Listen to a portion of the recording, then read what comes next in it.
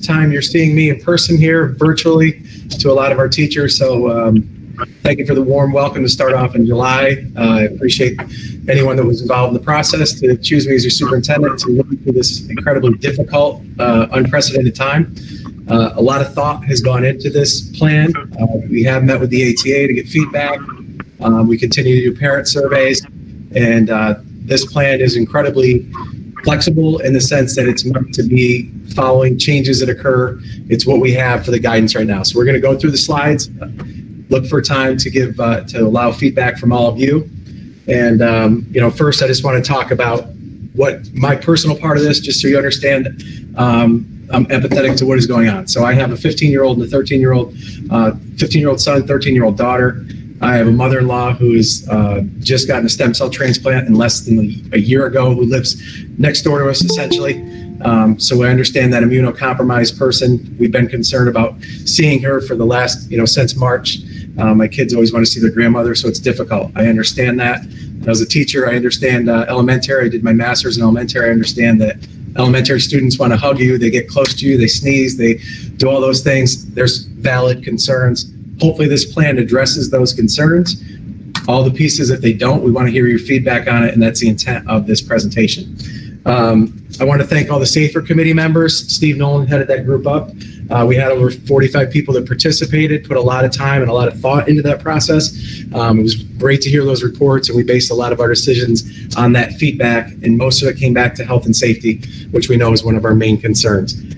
Today we have Sandra Polakowski, John Nutzel, Christine Smith, Nancy Rad, and Steve Nolan are here with us. I want to thank them for their time. They've been involved in this process as well. And so we'll get into the presentation.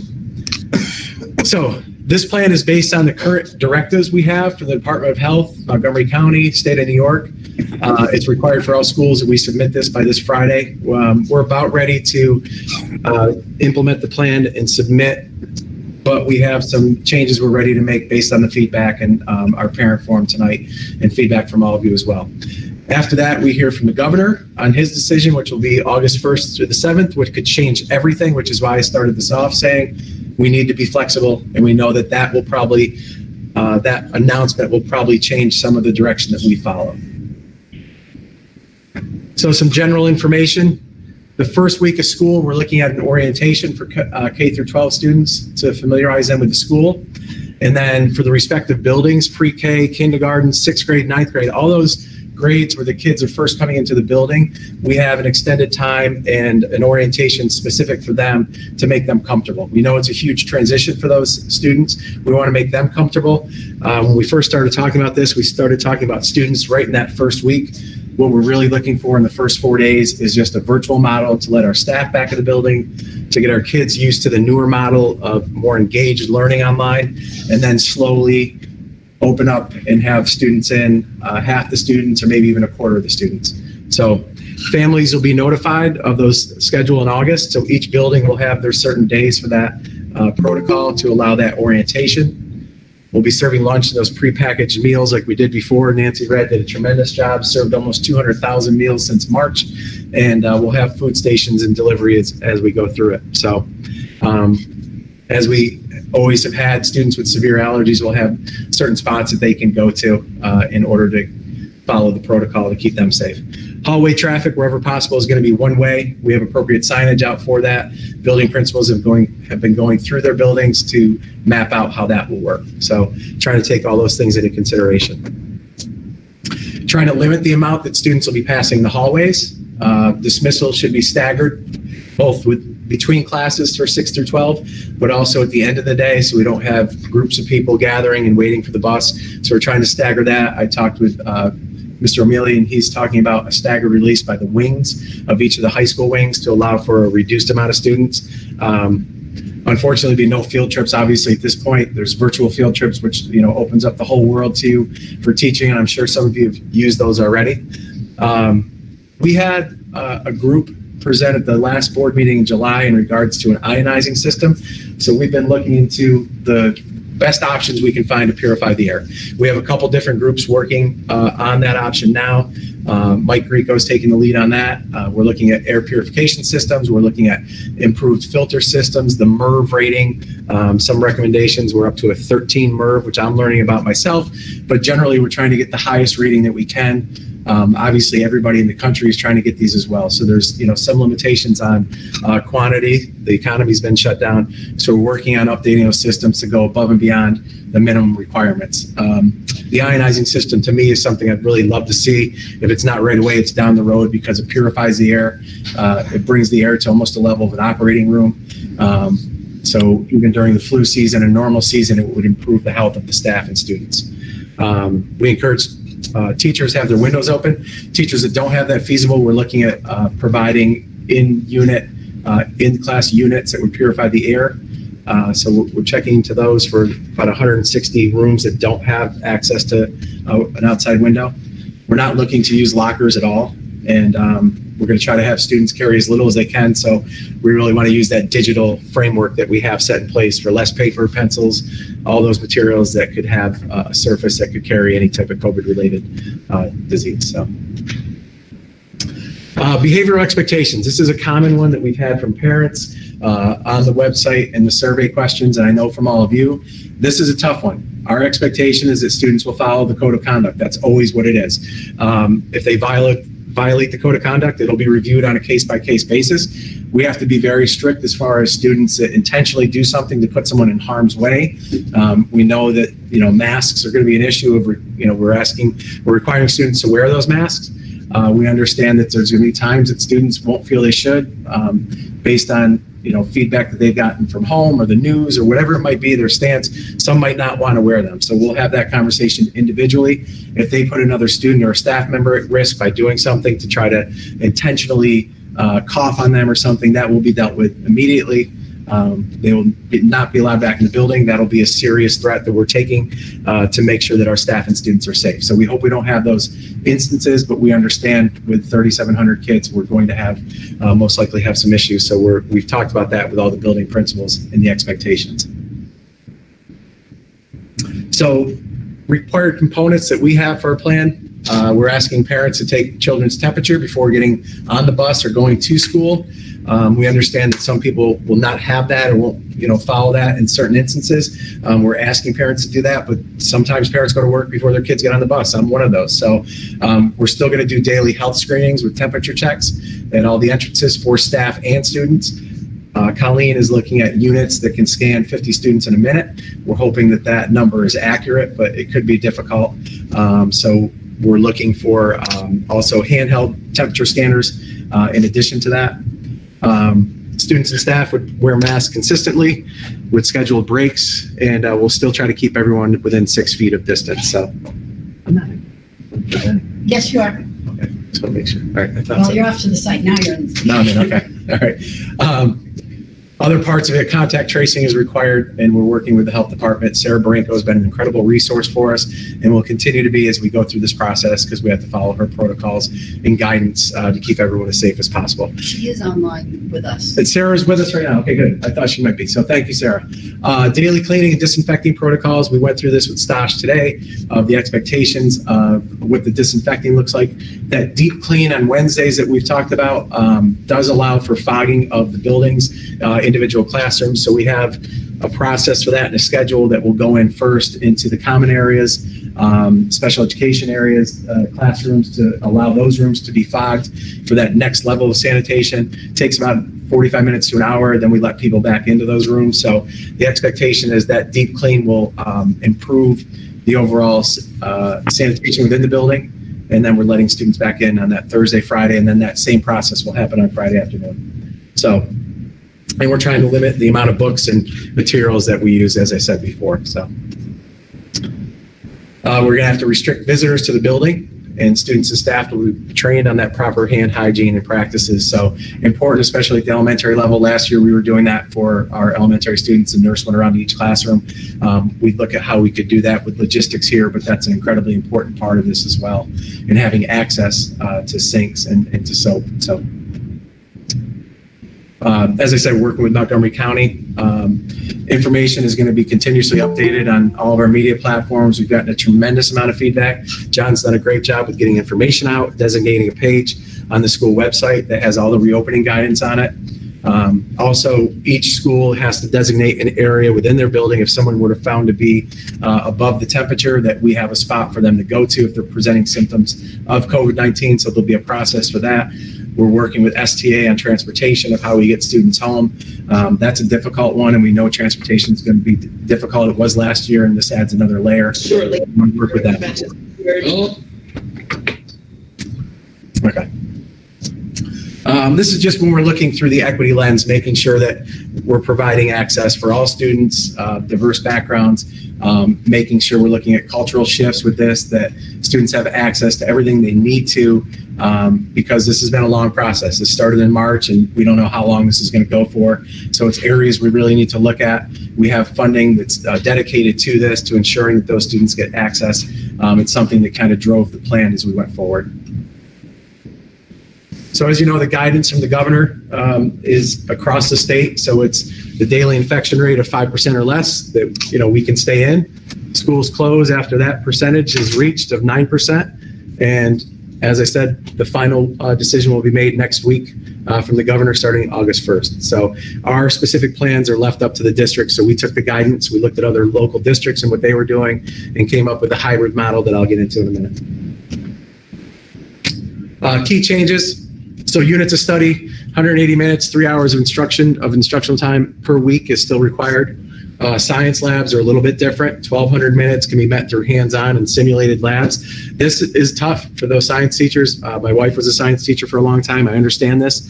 We're just looking at a system called Z-Space. It allows for some hands-on, some 3D. It's not feasible, so we'll try to work through what we can do to get manipulatives in the hands of students, how we go about those simulated labs. But we plan on offering as much professional development as possible for teachers in this new realm, and we'll continue to look at that. We want your feedback on what that will look like. AIS is not required. Obviously, we didn't have state assessments in the spring. Health screening still has to, have some components, but hearing, vision, and scoliosis is now waived for students. And the homeschool deadline, we've had some parents reach out, but that's been extended to August 1st, which is coming up quickly. And then we can have incidental teaching assignments can be outside of the certification for 10 classroom hours per week based on this new guidance that allows for some changes with flexibility that we might need staff in other places, obviously. So this is the plan. I'll give you a second to look it over for pre-K through 5. It's an alternate day model.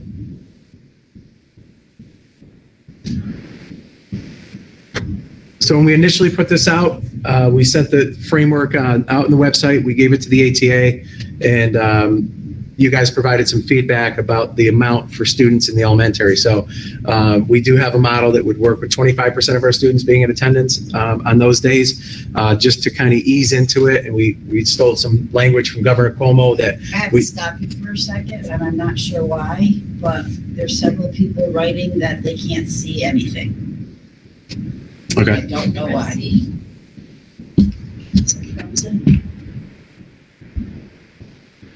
need that now. I told Christina, Lisa just said she can see. So somebody said they could see it. Okay. Yeah, The teachers need to back out and come back in. yeah. It's on YouTube? Yeah. Okay. A lot of people are writing they can see it, so Okay. maybe it's their end. Maybe it's on their end. Okay. So we're back into it. Sorry. Thank you. No, I want to know if people can't see it. So we're looking at remote instruction for possibilities of students that have exposure or deemed medically vulnerable. So we understand this could be a big percentage of students. Other schools have found this to be more than 10% or 15% that they were finding where they thought they had less than that. But we're looking at that as a case-by-case basis when parents let us know of that concern. So I was saying we have an opening that allows for closing and opening the valve. So we're going to look at, can we have more kids in on a daily basis, or do we need to have less students in? At any point, we can take these schedules that our principals have really done a tremendous job on and transfer them to allow for students to log on at home, if need be, to a full virtual model where they actually have a class at 8:30, at 9:30, and throughout the day. I know my own kids didn't have that structure last spring, and it was difficult. My son would sleep later than my daughter. My daughter was up immediately doing her work, and so he was able to sleep late. I think the kids need some structure, so I like the idea of the schedule being able to follow the home schedule as well. But right now, the original model for pre-K through 12th grade was this alternating 2 days in a row with a purple and gold group, which I'll get into in a minute. But we also have the capability of pulling this back to be a quarter of the students or whatever we deem necessary from the feedback and then from any type of testing of COVID-related symptoms. So we're trying to use as many instructional spaces as we can. Some of the guidance has changed. Districts were looking to use all the cafeterias, any of the gymnasiums for classrooms. This is difficult. We might not use this. We've looked at different scenarios. The possibility exists, and we'll continue to look at it. We want your feedback on that, but you do need spaces to go with the students to, let our elementary students just move around a little bit in small classes and in large areas to allow them some space. So we want to talk about that as we go forward. So that's not set in stone, but we have the ability to change those over if we need to convert a cafeteria to a classroom. So we're obviously changing the traditional instructional program. A traditional instructional program is different now than it ever was when all of us went to school. We're looking at remote and live stream instruction. One of the biggest things we found from feedback is that kids got online and worked with their teachers when they were with their teachers more often. Participation was higher, attendance was higher when they actually saw their teacher. So this plan is meant to allow for our staff to meet with students each day with releasing a little bit early for elementary and high school. So the kids that are home on those alternate days can actually see their teacher and have some interactive time. We think that's really important. We're held to a new standard with participation now, and it's really an important part of that. So that's obviously a blended model. Talked about this before, staggered student arrival and dismissal. We have limitations on seating, and so that's going to hamper a 66 passenger bus can only have 23 students on it. So that really changes the dynamics of it. Eric McCleary's done a tremendous job. He's been working with Dr. Cluciello and other staff on a neighborhood model for transportation. So we're looking at the elementary level, at least for now, that on those days that we have 25% or 50% of the students, that our buses aren't going all over town, but they're going to neighborhoods to pick up, so it's more efficient. So you have the same students, family members in the same bus going at the same time of the day, because we obviously know that with parents, they want to have, there's the siblings in on the same day because they obviously want to get to work. That's part of the push from the federal government as well. So virtual instruction day, students will be required to participate still, and they'll be determined on the teacher. So we're looking for your feedback on what that looks like to try to make it as engaging as possible. 6 through 12 is following the same schedule. So I don't want to get too much into it, but students will have the same expectations, same rotation of the schedule, and 2 days a week for those students as well. So again, we're looking at a purple group and then a gold group, opposite days, and then that Wednesday allowing for the deep clean. Again, same idea. If parents feel their student is susceptible and has COVID symptoms or deemed medically vulnerable, we'll have to look at remote instruction completely. We've seen that from some other districts locally. They're doing that now too. So that'll be something we have to look at that could change down the road. Again, this is flexible, and we know we're going to have to look for changes. So the process, if students have an underlying health condition, we're asking those parents to contact the building principal or the CSE office, provide documentation. It'll be reviewed, sent to central office, still on? CSE, and then we'll follow up with the parent to either get additional information or make a determination on that. So that is a case-by-case basis. We expect that there's going to be a number of these. Talked with other districts that have received a high number of not just student health concerns, but within the family. So somebody that they live with has, is vulnerable. And I talked about that in the beginning with my kids and my mother-in-law. So we understand that those situations are going to arise. We want students in the building as much as possible. We understand this may be something that we have to look at as well. Special education, this is a different model in a sense that we're looking to have these students in the building every day for in-person. So these students have been out since March. Extended school year was even virtual as well. Those students who benefit from consultant teacher will receive these through a combination of in-person and remote services. We still have to follow the same IEP goals that we've had, and we'll send a greater frequency for feedback to those parents. But this is a different population that needs to be handled and provided with a education that meets the goals that have been determined for that student and meet the accommodations required. We feel it's important that those students are in the building on a daily basis. There's a question about the 1511 classes. It's the same. So 15. Christine, you want to answer if they can hear? So just, again, like Mr. Roberti said, those special classes are the 1511, the 1211, the specialized instruction. Those classes, again, would be in person daily. Good. Okay. I went into this, I guess, too, and then OT, PT, we still have to provide in-person and remote. And, we're not looking to send people into homes. We've talked about that. Same thing with home tutoring. Those things are on hold. So we'll do all that we can to provide those services in school. But COVID has changed everything the way we do business. So we understand that. This we went through. So parent survey results, we had a tremendous amount of responses from parents, and I thought that was important for all of you to see what we were getting from that group. If we were to reopen and we followed the guidelines, 24% would not have their student return. 63% would send with reservations, and then only 13% would send without reservations. So we already had our framework out where we're only sending half the kids in. So this is our reality of the number of parents that, might not feel comfortable. So 28% would like to continue with remote learning, and 10%, as you can see on this, if schools reopen on a modified schedule. So the modified schedule got a higher rate. 60% would send as directed if we had a modified schedule with distance learning days. So that's why we did that hybrid model. We were working on that before. We had several different iterations of that schedule, but we really feel like we're allowing the students to come back in on a somewhat regular basis, have a plan for it. We can change it if need be to be every day, or to be, as I said before, home every day if we're directed by the Department of Health or the state of New York. But 60% would send them on this alternating day schedule. So I think that's important to know, so we know that there's a possibility of a quarter of our students wouldn't be coming back. And how do we address that? So we'll talk about that more.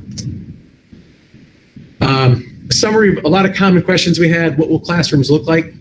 You're going to have half as many desks in your rooms. How many kids will be in a classroom? It depends on the space. We've had Mike Grieco's done a great job. He's coming with the architects.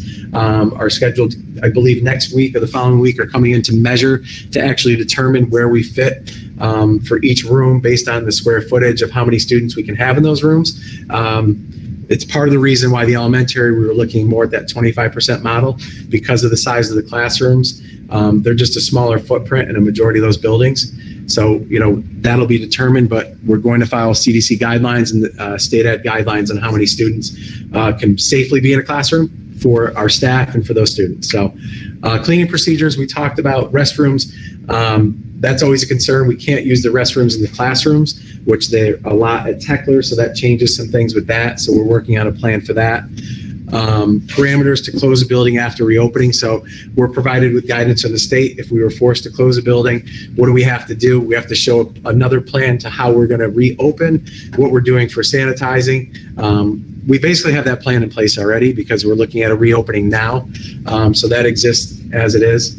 Special education, Christine, if you want to address, 504s, OHI, everything is still following the same guidelines, right? So we are still, You've got several questions, so say what, and then I'll give it to you. So Christine's going to answer that, and then some questions you guys posed. Thank you. so yes, we're still responsible for progress monitoring. We're still responsible for working on goals, all very much the same.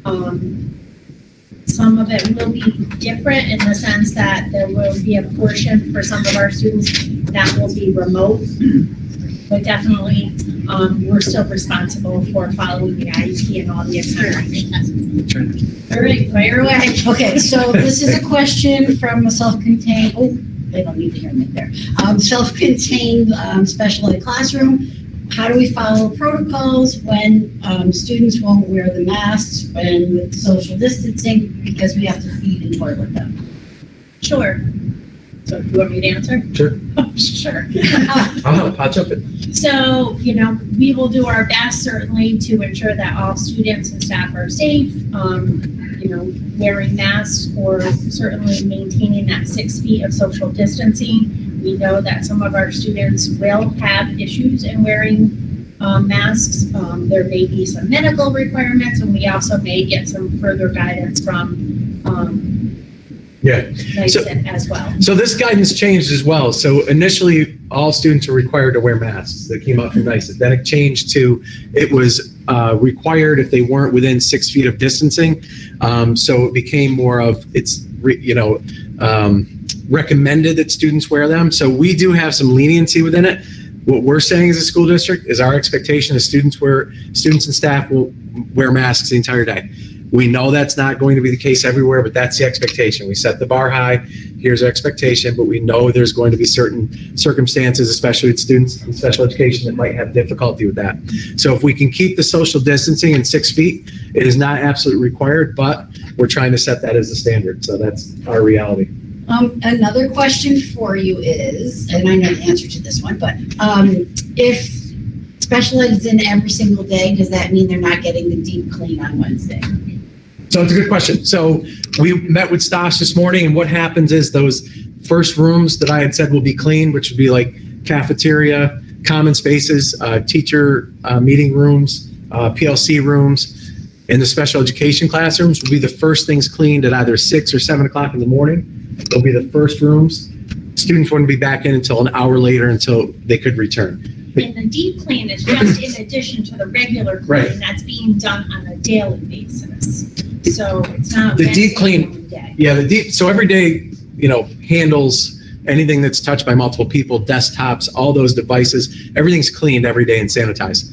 This is an addition that we use foggers that have more potency. It's still Clorox. It's nothing above and beyond what we've used before, but it'll kill all the germs, and it's a deeper clean. So this is not a special ed question. This is a general question. With classrooms that have tables, will they be given desks? So this is a primary teacher asking, but I do know that in high school and middle school, there are also rooms that have tables.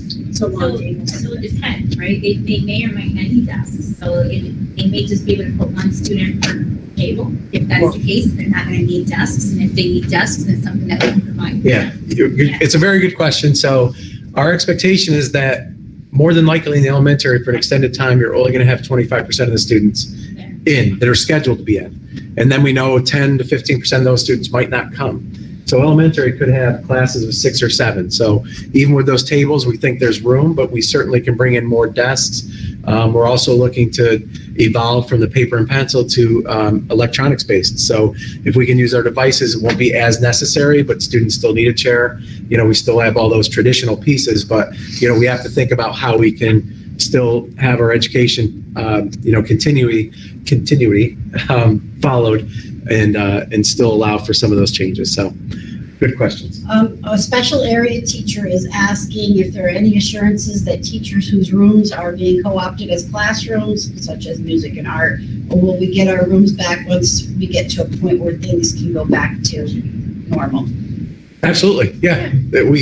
We look forward to that time of normalcy, and absolutely you get your rooms back. So that's fine. So Sorry. You can ask another one. I got a lot of them. We want to answer them.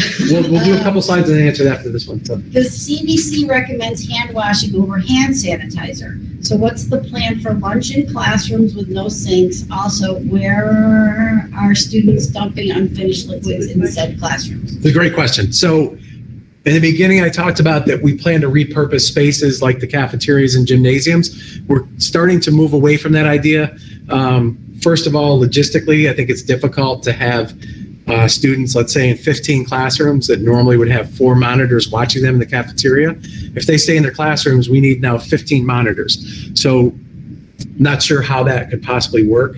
So I think the cafeteria with limited seating and more spacing is probably the best place to have those. 6 through 12 plans to use the cafeteria. Elementary was trying to wrestle back and forth with what would be the best way. I have concerns with dumping the liquids. I agree with that. With space for the elementary to eat. What was the other part of that question? Hand washing. The Hand washing. and And so that would be, bathrooms are a big component of this. How do we let the students get in? So we would need to have them wash their hands prior. And obviously soap and water is better than a wipe. I agree with sanitizing. So my goal would be to have the students be able to have a rotation to use the bathroom before going in. Logistically, it's going to be difficult, but we're looking at staggering lunches. We met with Bob Barton from Food Services to talk about a longer period of time that lunch would go over in order to allow those students to first wash their hands, use the bathroom, have the space in there. So instead of having a 90-minute block for lunch, it might be 2.5 hours with less kids. So there's a lot of pieces to that. I personally, and I know Sarah Barenko in addition, didn't like the idea of eating in classrooms. So we're really trying to look at how we can do that and not have students eat in there. A couple of our guiding principles that we looked at, how can we be more responsive to cultural shifts, diversity, what can make the classroom experience more relevant for those students, and inclusive. What else do we need to ensure equity in the outcomes? This is equity of devices, electronic devices getting out and access to the internet. We did hotspots last year. We're working with Spectrum on getting students more access in the future. So we really want to look at this piece because we have a diverse culture. How do we make sure that we're meeting the needs of all students and it's not just made for a small component? So some of the guiding principles as we look through this page, we want your feedback on this as we build our program, but really start thinking about those components of it. I have Sarah Barenko said she's trying to talk, but she must be muted on our end. Sarah, we'll do what we can to get you in. Let's see. Then I do have more questions. What's her number?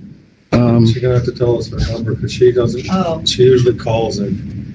what is your?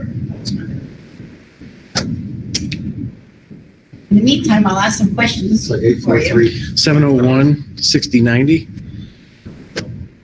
Oh, sorry, I didn't mean to say your cell phone.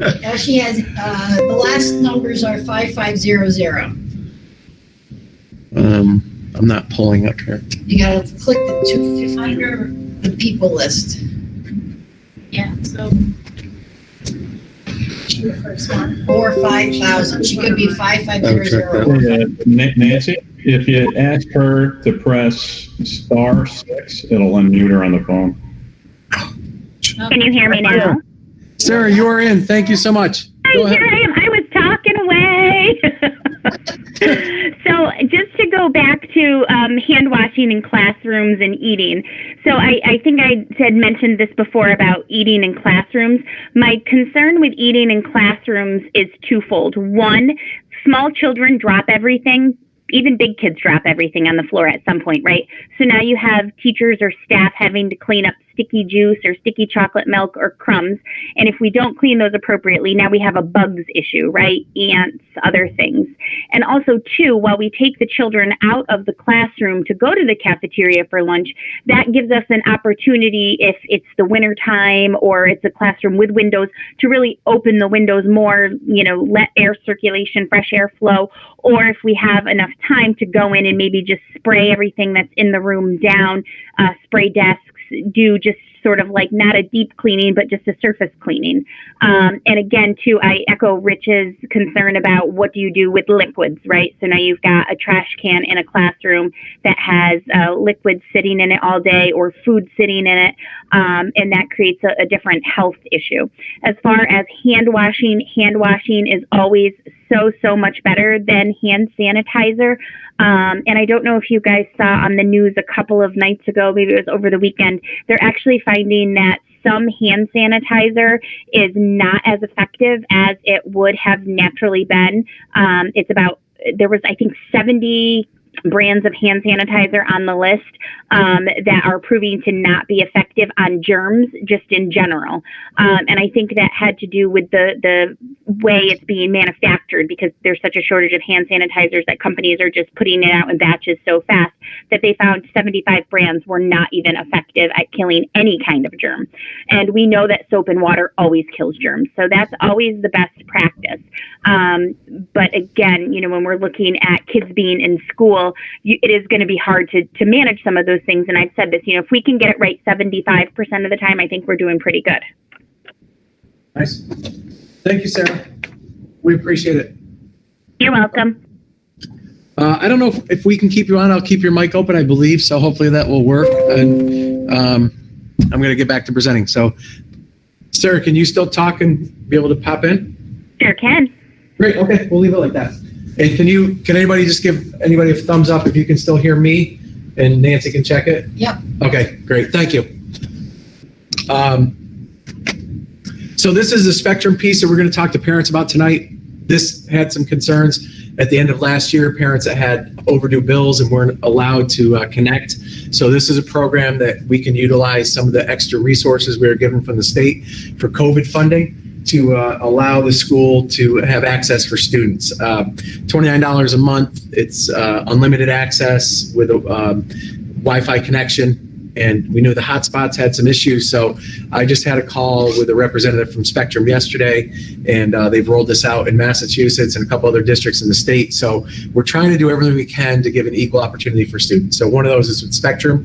I also talked with the mayor today about a couple places throughout the city that we could put some of our Chromebooks or older desktop computers.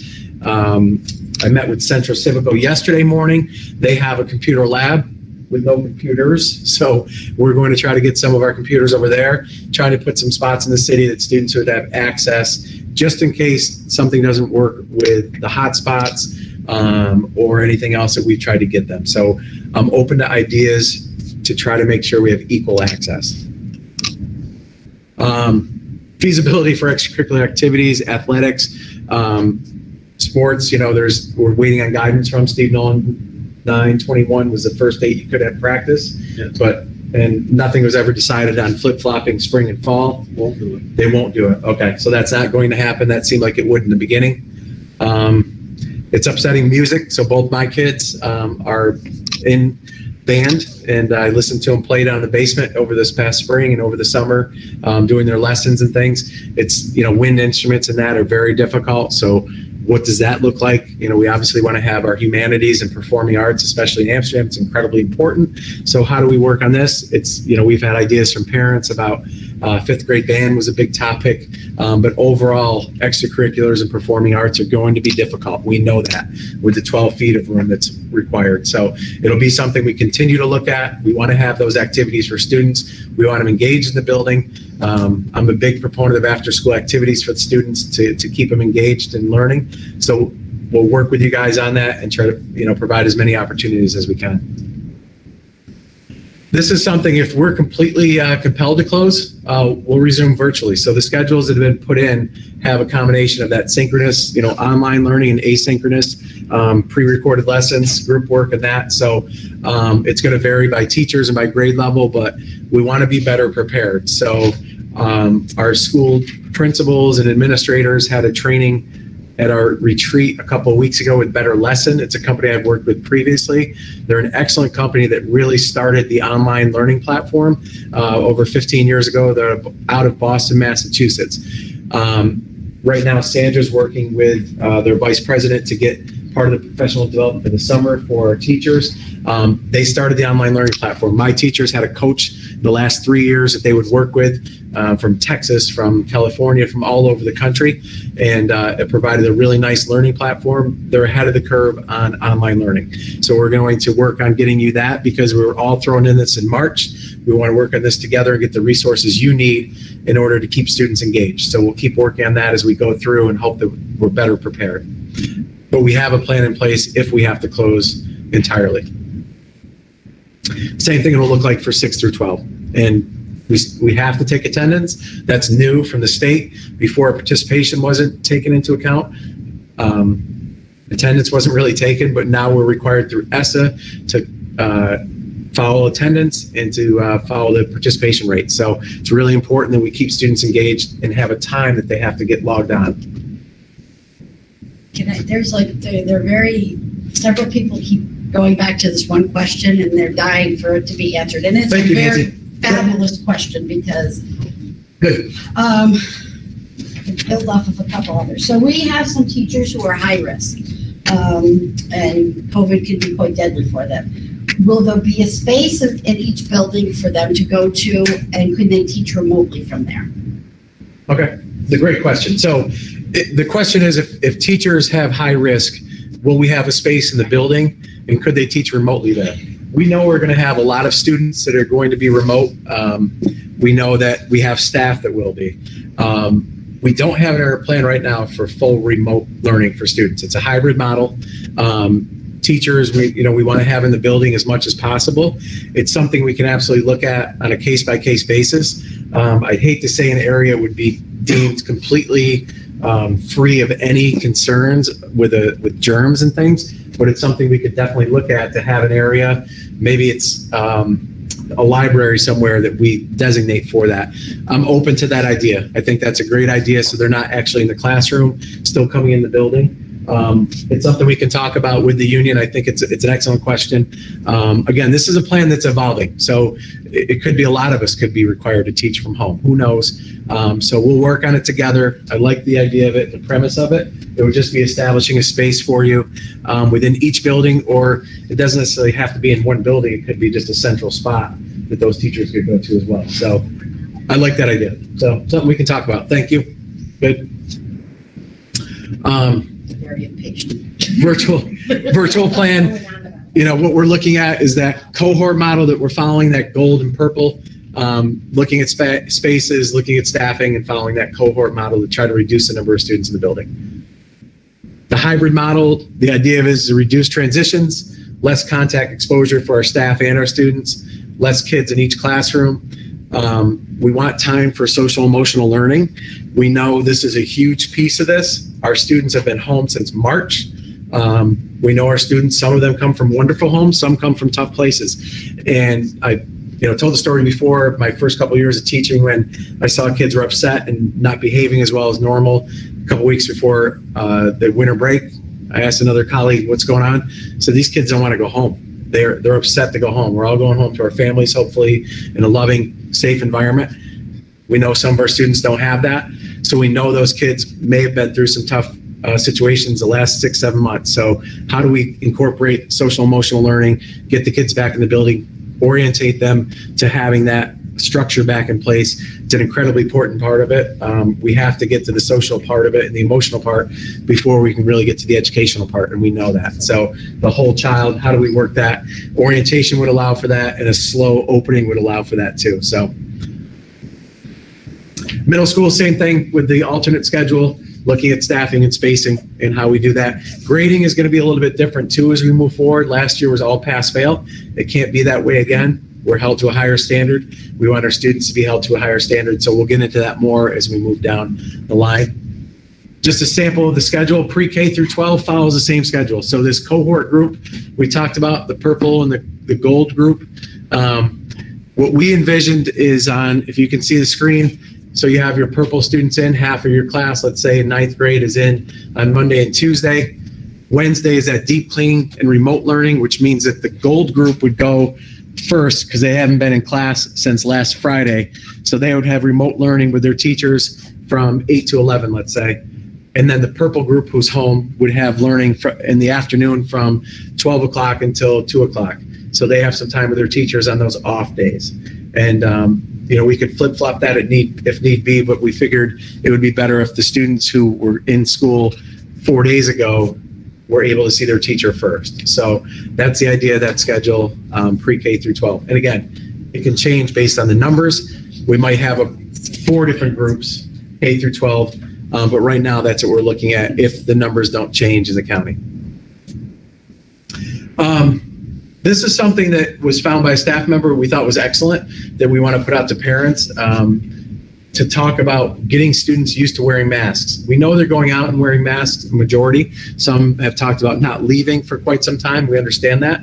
But asking parents to think about, wearing them an hour a day. And then progressively throughout the summer, wearing them for a longer period of time in order to get acclimated to wearing those masks in the school day. If they just all of a sudden go from 0 to 100, it's going to be tough. So this is something we want to put out. I welcome your feedback on it, of this schedule, to try to just get information out to parents. Maybe we post it on the website. Let me know what you think of that, but we want to kind of slowly ease into that idea of it. So next steps, we're submitting the plan. We started the communication with the public. We have this 5:30 meeting tonight. We get the governor's decision, and then school opening, what it looks like. We'll find out as the summer goes on and from the governor's decision, but we're ready for that professional development. We're ready for the staff opening and student orientation in the fall, and hopefully it's as normal as it can be, but we know we have multiple plans ready to address that. Some of the resources that will be posted on the page for both staff and students: the interim guidance, the CDC guidance, food services, health and emergency, and then some of the best practices resources from, and these are links you'll be able to click on.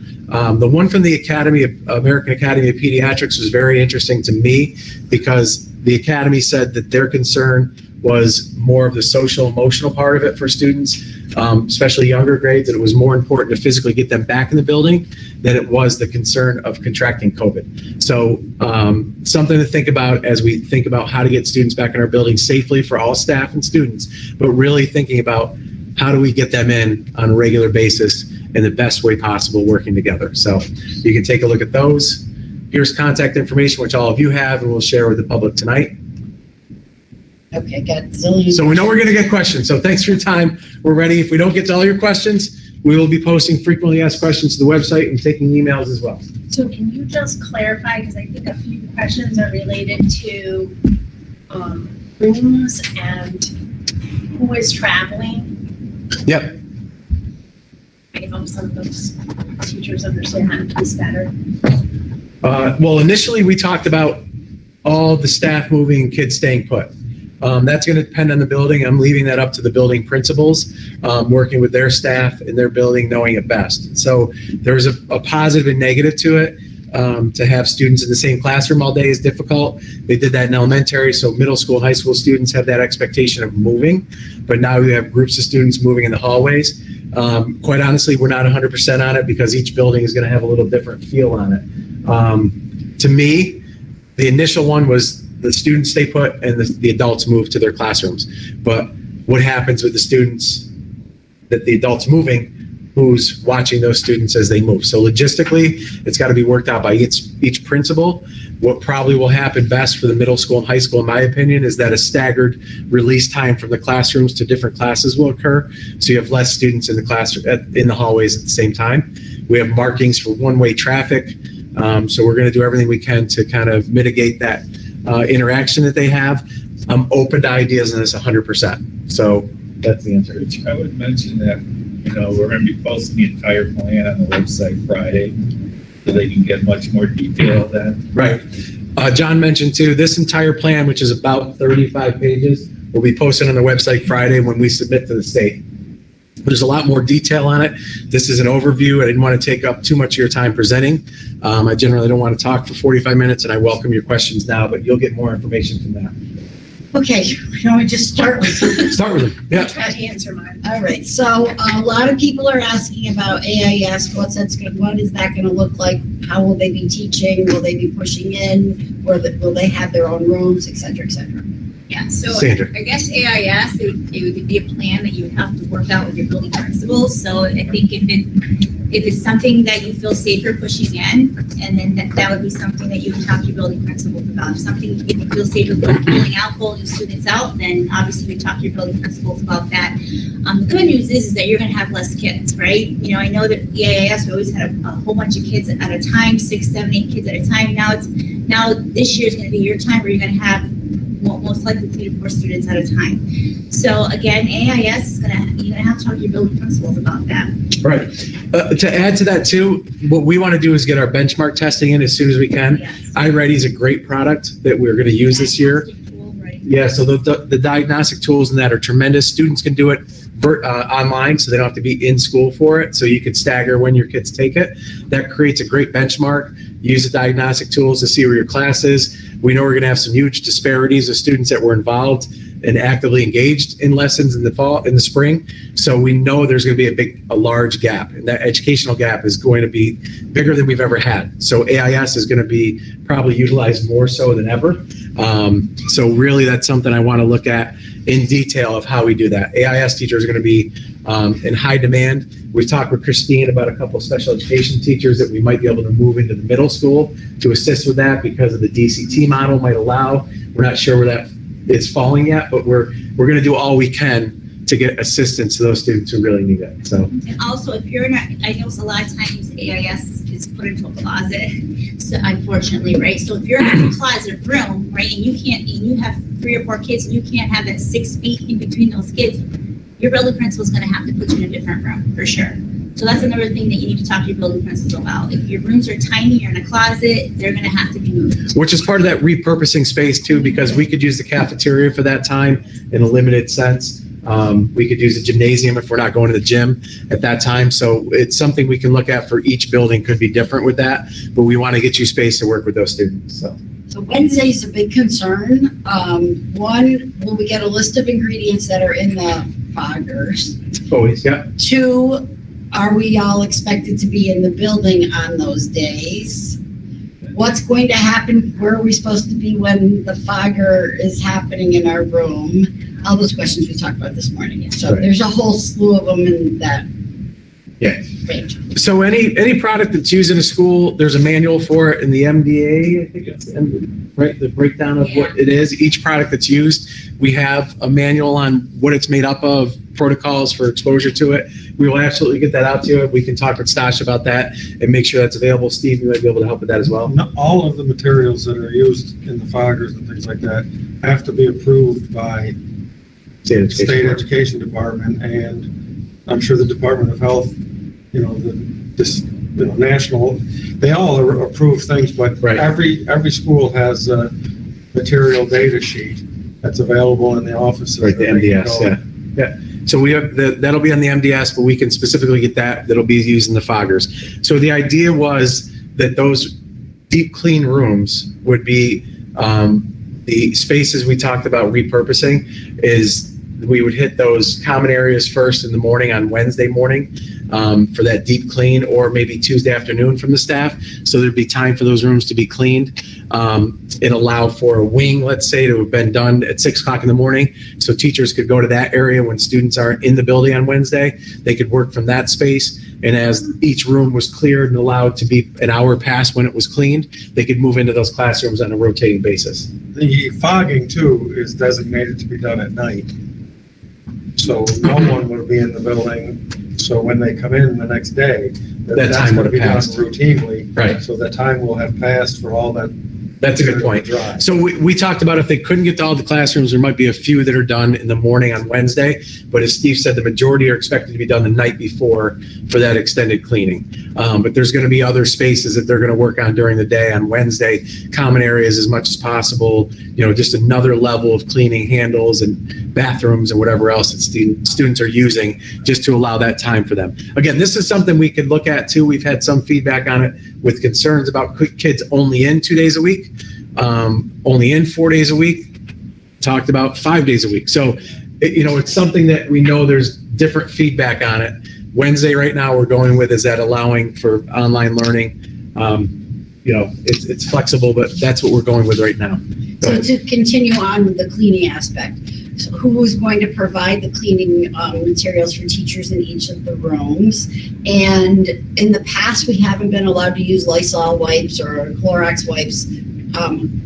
What's going to happen now? The plan right now is to have cleaning materials, wipes in each room. So if teachers feel inclined or staff is inclined, they can do continual cleaning throughout the day. Or if kids are in there, they can wipe down their own areas. So each room will be, right now is slated to have a table or an area where there's wipes, there's cleaning material there. Okay, next one. Monitoring bathrooms, especially in elementary school. How's that going to look What's it gonna look like? Who's gonna do it? Et cetera. Yeah, good question. I don't know if anybody else, Sandra, So but I think we what talked we're with principals talking about this. right, Go is ahead. Possibly putting a hall monitor or an aide in front of those bathrooms every day, throughout the day, so that they are supervising the kids one by one going into those bathrooms. Again, we might need to hire more staffing for that, so that's still up in the air. But as of right now, the plan is to put an aide or a hall monitor in front of those bathrooms, so we can make sure those kids are going in one at a time. Yeah. And we already addressed the Wednesday thing. Kids, chemical, secondary level, how the Chromebooks. We've got a Chromebook question. So teachers use Chromebooks a lot in their classroom, but if they're all going out to students who need them, will there be Chromebooks available for classroom use? The Chromebooks are really, so it's a great question. We did an inventory. Last year, Tyrone said we were short a few hundred Chromebooks in the high school alone. We had 10 or 15% that were either damaged or not returned from the original distribution from the spring. So we are short close to 600 Chromebooks. Eric's working incredibly hard to find those. Scott's reaching out to our distributors to get more for us. We are expecting that students are going to bring those in. We know that's maybe not a reality. They're going to have them on them at home on those off days. You're going to make it very clear that they have to bring it in. Do we prepare to have worksheets for those students if they're not ready? You'll be presenting using Clear Touch, in your classrooms. So it's a concern. We're trying to get as many units as we can, but the entire country is trying to get Chromebooks. They're on back order until maybe middle of October. So we're encouraging families to use devices that are home and maybe leave devices in the school, but then we don't want them sharing. So it's a great question. It's something that's evolving, and we're trying to get the devices as much as we can.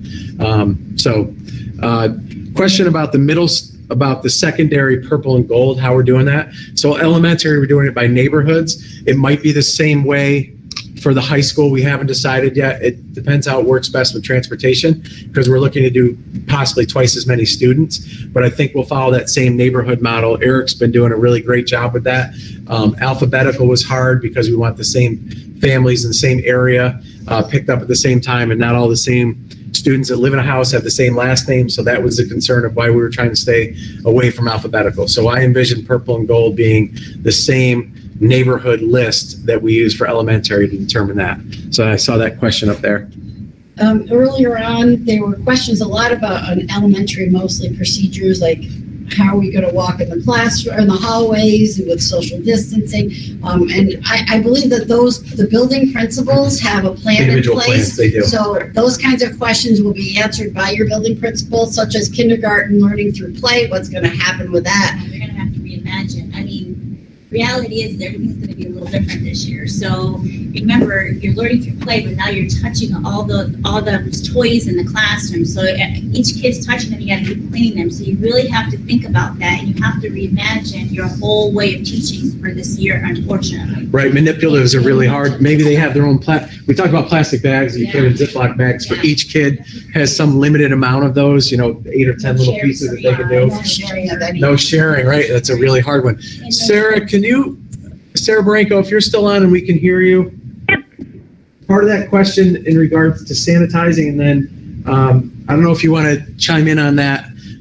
There's one about what if someone tests positive in your room? Do all have to then quarantine? Can you answer that?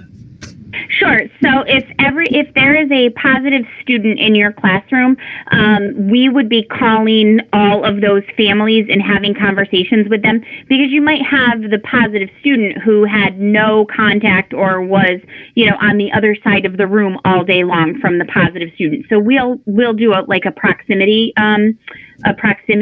interview with the family of the student. In the elementary school, it's going to be a little bit different because you guys are all in that close proximity, and if you're sharing tables, it would be different. But we would probably then at least quarantine and monitor that classroom for 10 days, 14 days.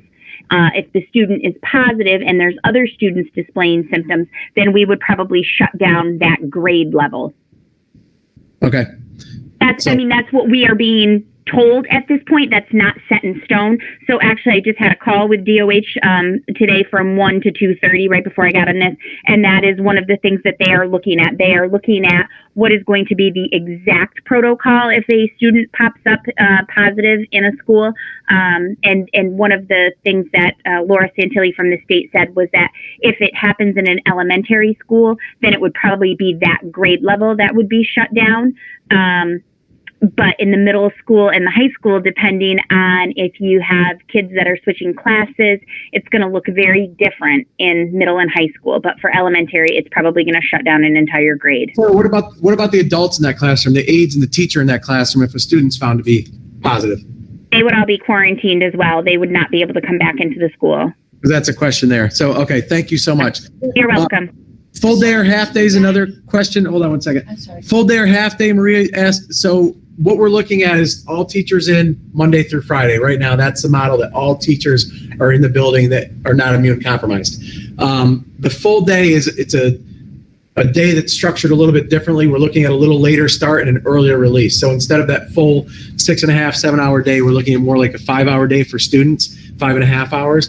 We want to get students home in the bus staggered, and we want time for teachers to work with students who are home on those opposite days. So there was a question about, so students are only actively engaged 3 days a week. I like to think they're actively engaged every day, because each day, if the gold group is in school, the purple group has the afternoon from 1:30 to 2:30 to see their teacher. And maybe there's other work that's, provided for them. So that, hopefully that answers that question, that we're trying to engage the students on a more regular basis as opposed to just the 2 days as before. Okay, so this is like 4 questions in one. The teacher is sent home due to a high temperature. Will they be able to teach remotely? Will they have to take a sick day? And if they've been sent home, who's going to cover their class? Do they have substitutes? And if they have a temperature and they test positive, then what happens to all the students in that class? Yeah, I think, Sarah, what would happen if they test positive, all the students are contacted, parents are contacted, and they all get tested and we quarantine, I would imagine, but I'll let Sarah answer that part of it, and then I'll talk about the sick time. Yep. So again, if teacher tests positive, if the teacher is sick and tests positive, then we would call all of those students in the classroom, the parents, have conversations with each one of them. You have to remember that also that testing is voluntary.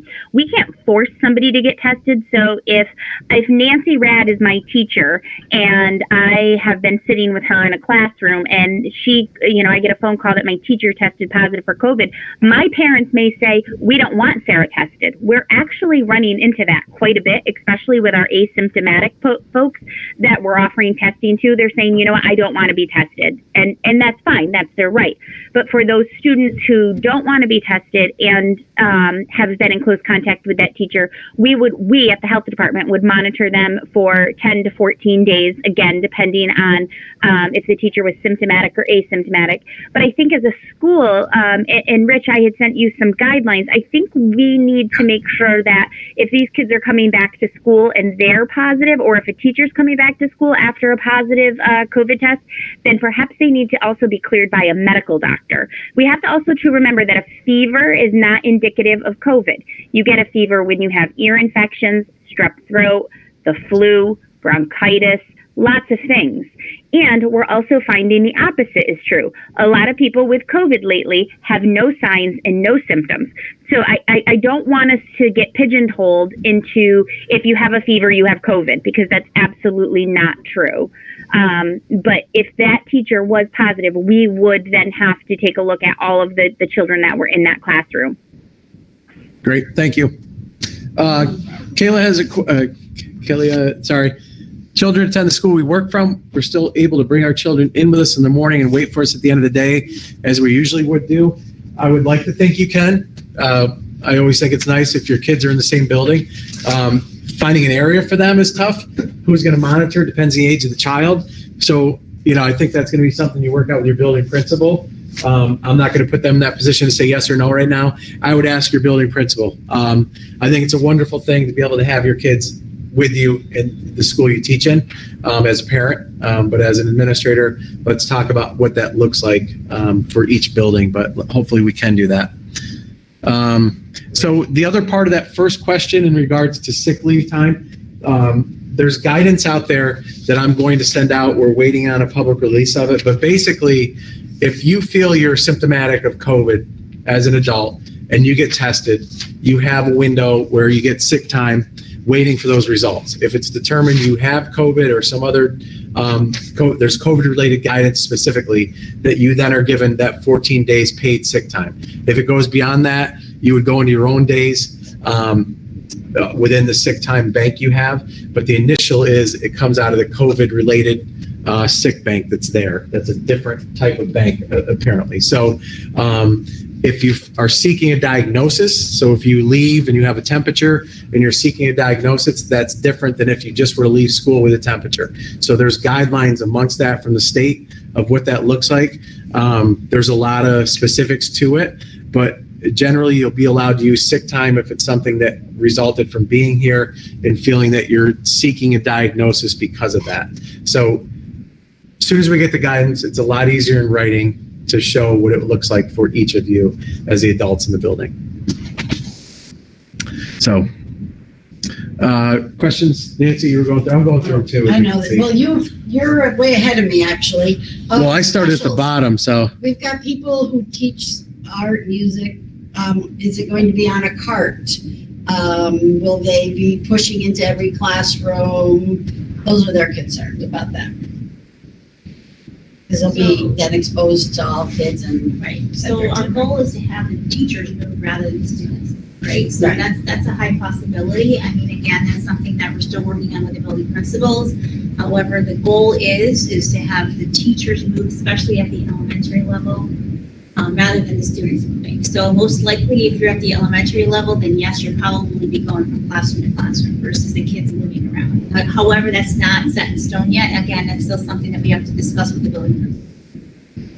If a child is out, who's responsible for teaching that child virtually if you're in the classroom teaching and the kid can't come into school? So the idea is that on that schedule that we talked about before is that if you're out or a student's out, there's that day that they're home at the end of the day or in the beginning of the day, depending on the grade level, that student would get an hour and a half of direct instruction at the end of the day or beginning. So hopefully that answers that. If a student's out, you're not responsible for that part of it if you're out sick. There was a question for high-risk staff members for them to teach remotely. That's a case-by-case basis. We know that exists. We have to look at how many staff members will be in that category. There's a process for documentation for that and a medical reason for it. So, we're not cold to that. I understand that's a reality, and I talked about that at the beginning. We'll look at that in the case-by-case basis and make that determination and see if it fits the same number of students who aren't going to attend school. So, right now we want kids in the building. The bigger picture of all this is that from a federal level, they're trying to restart the economy to allow people to go back to work. We know we've all been working here in this building, and my kids are home. Those parents that can't leave their children at home can't go to work. So, there's a component of it where parents really want their kids back in school if it's safe and if it meets all the criteria. So it's going to be a balancing act between health and safety, getting kids back in the routine, keeping all of you safe. So that question of teaching from home, it's going to depend on numbers. We want to get kids in the building, but we're, cognizant of the fact that it might not be a reality. And that's why I said from the beginning, it's flexible and can change as the needs change. This has been asked probably 20 times.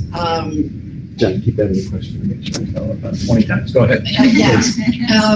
There's a lot of staff asking the same question about childcare for our own children. While we attend our workday, has any provisions been made for staff to help us with childcare?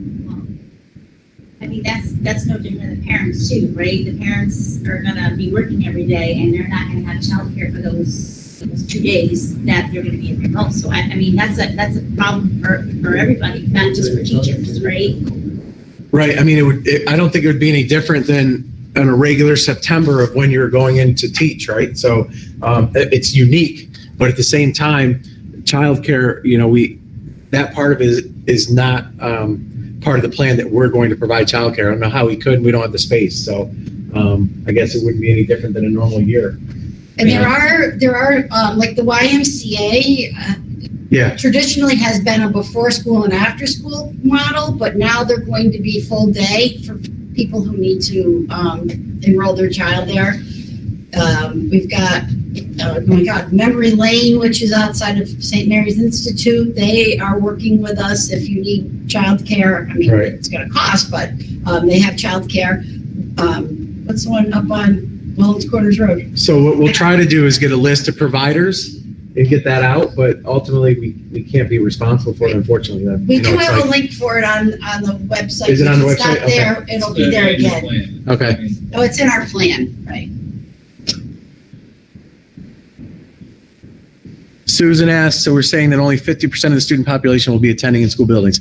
6 through 12 model is definite on that to start with. K through 5, pre-K through 5 model is possibly 50%. We know from some feedback from the ATA that they were looking at 25%. That's very possible in the elementary. So we, as I said, we want to ease into this. We want it to work well, to see how things are going, to implement it, to allow an orientation time, to allow the first few days to just be online, to get everybody acclimated to the process, get hardware issues out, get staff back in the building, do professional development that we want to offer to all of you. So 50% was our goal for 6 through 12 and K through 5, but we know that could possibly change is the answer. So this is all going to be determined on needs, ability to have students in the building, and the rate of COVID. So There was a question about active shooters and first floor, but I can't find it now. So I think we've always been advised teachers, or as teachers, we're advised to keep our windows shut for safety. But obviously for airflow, are we recommending now that we keep doors and windows open? Is that opening ourselves to potential issues? yeah, it's a really great question. So, we've heard that there's recommendations to keep windows open for airflow, but then on a security side, you're opening a window to somebody coming in. It's a follow-up question we'll get guidance on. That's a tough one. Most active shooters are coming, it's always been generally they come through a front door or a door left open on the side. I don't know how many times it's happened through a window, but normally windows are closed. So that's a great question, and we'll have a follow-up on that in the frequently asked questions. Thank you for that. E&L teachers are usually standalone and integrated into classrooms. How will they now proceed?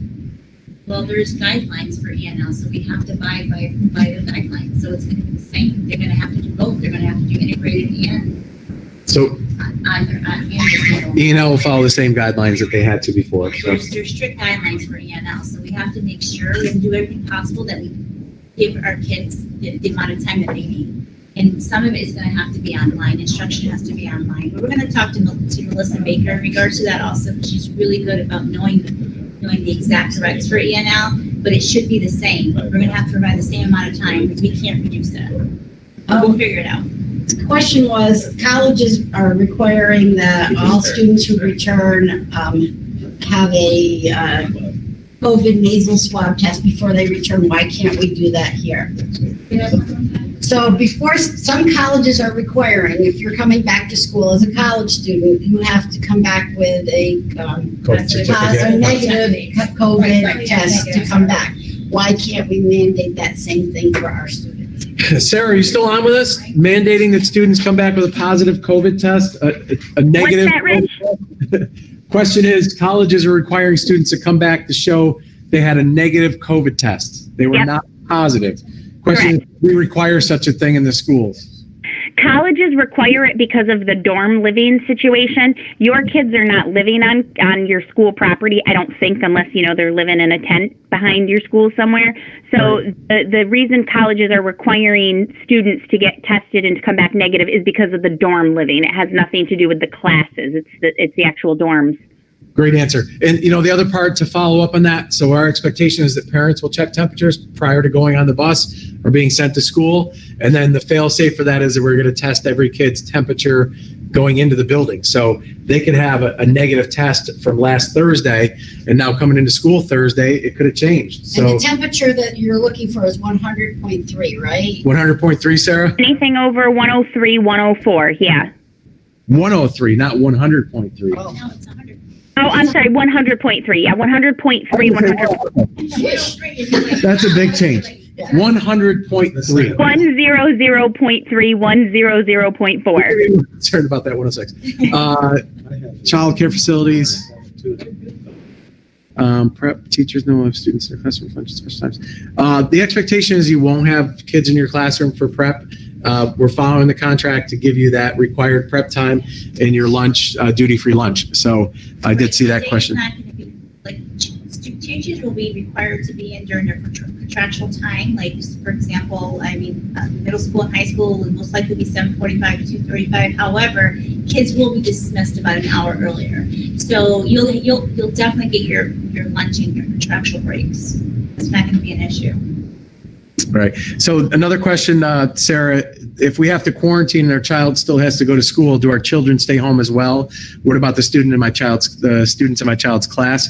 So if there's an exposure, a teacher who has their own child in our district and the student was exposed, would you say that everybody within the family would quarantine then? Yeah, so if a child was positive and that child's mom is my math teacher is going to have to be quarantined because she will be a suspected close contact to a positive COVID case. So that teacher would not be allowed at school per DOH law.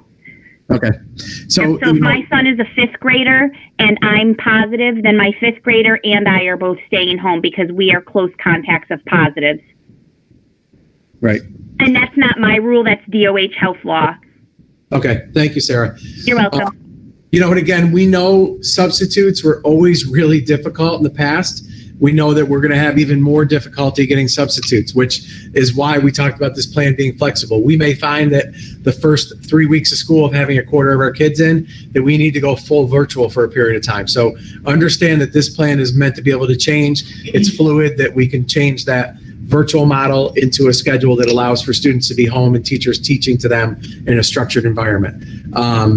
The afternoon time, what we're looking at is to give that teachers an extra hour and a half in the afternoon when students aren't in the building. So maybe 45 to 50 minutes of that is working with students, but it's also extended time for you to work on lesson plans. We know that it's difficult to plan online. It's a whole nother level of planning because it's a different model than all of us have ever had. So that time in the afternoon is meant to allow you some time to plan, but also to work with students if they need it.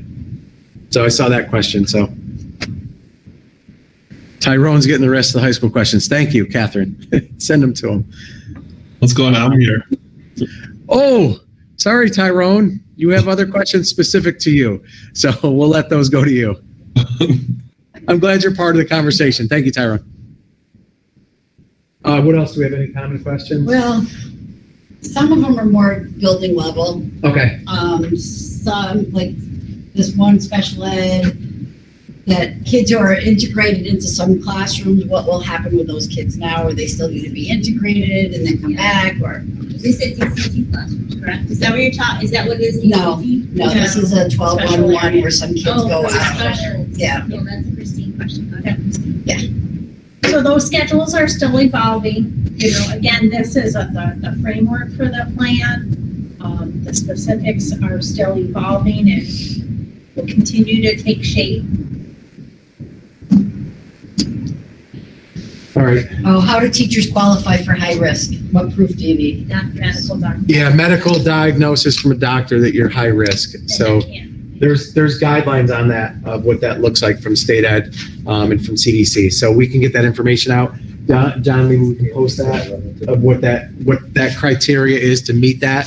I would ask that if you have that concern, please look into that as soon as possible so we can plan ahead for that, to know how many teachers might be medically fragile and not be able to be in the building.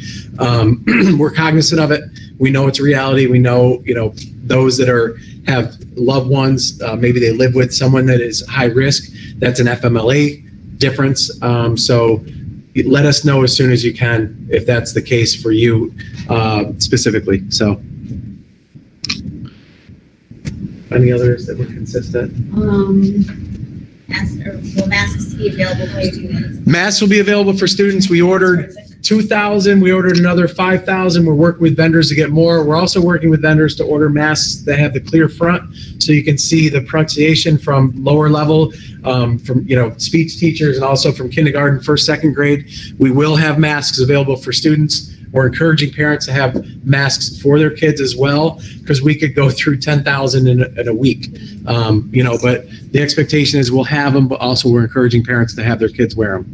If kids refuse, it'll be a conversation. We know that I started off with that. We know kids will refuse based on they don't like wearing them or something political that's happened throughout the country, So we're going to deal with it to say you need to wear it. The expectation is that you wear it. What consequences we give, I'll work with each principal individually, in high-risk areas, pulling other kids' masks off. We know we've had that question from parents, how we'll address that. That's a safety concern. That's different than them not wearing it, them pulling it off somebody or intentionally coughing or sneezing near someone. That'll be dealt with, on a severe level, because we need to set the standard high that this is a safety issue. This isn't giving someone the common cold, so there's more to it. So we need to have a very high expectation. I'll send that message out to parents this evening at 5:30 when we meet with them to have that expectation met, that there'll be consequences for it. The other part of it is we can't have our offices full of 100 kids not wearing masks. That's not safe for those students. It's not safe for the staff in the office, for the hall monitors. So it's something we have to work on collectively. This is a huge lift, right? It's all unprecedented. Nobody has a plan book for it. We want your feedback on it. We want to ensure you're safe. And we'll work together on it. So anything else that's consistent here? There's a lot of special ed teachers Yeah. that are concerned. Yeah, somebody said maybe special ed could have their own forum. So maybe Christine can meet with special education Sure, teachers separately And then also special area teachers have a lot of concerns. with humanities staff and special areas. So Especially your teachers are concerned about going from classroom to classroom, being exposed to all the students, and how are they going to be protected? Yeah. That's what they're asking. Well, we have to make sure we follow the guidelines. Right. So special area teachers are asking about going from classroom to classroom, being exposed to those students. That's within the building plan to the schedule. So we'll work with building principals on that. As I said in the beginning, it's gone back and forth whether it was better to have students stay put and staff moves, or to have students move staggered and the staff stays put. It's a tough one to say what's best. I think it matters for the building size, the grade level, what's best for the kids and the staff. That's a building level decision, and it's within their plans individually. So. With regard to a special ed forum, we most certainly can do that, but I think it makes more sense to do that down the road, more mid-August. Like mid-August, yeah. So Christine, hopefully you could hear her, but she was saying a special ed forum makes sense, but it also makes sense in 2 or 3 weeks after we hear from Governor Cuomo, once all these plans are submitted. So, all right.